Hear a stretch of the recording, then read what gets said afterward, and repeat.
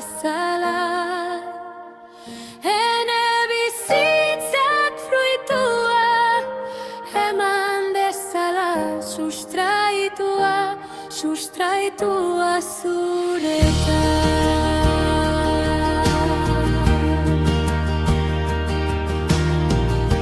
Ekaitzean eguneko proban, zure maitasunean tinko nago. Haizeak jotzen du urakora egiten, baina fedea hazten da, poza ez da inoiz amaitzen. Ez nago bakarrik, nire ondoan zabiltza, zure espiritua gidatzen nau.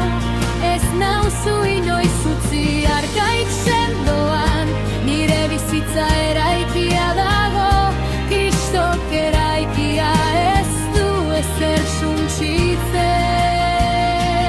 Zuretan sustraitua nahi naiz jauna, ibai ondoko zuhaitza bezala.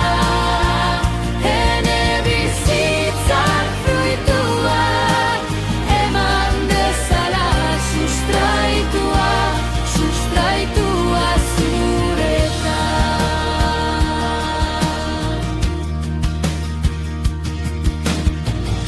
Munduak ez du nire ikuspegia ulertzen,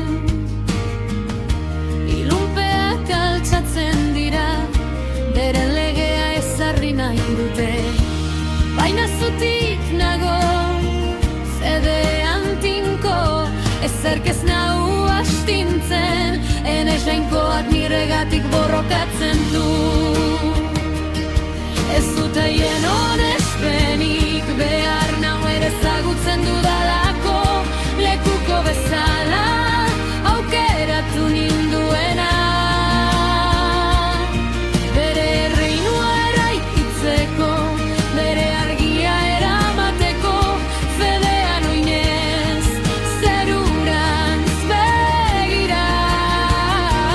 Zuretan sustraitua nahi naiz jauna, ibai ondoko zuhaitza bezala. Ene bizitzak fruituak eman dezala, sustraitua zuretan.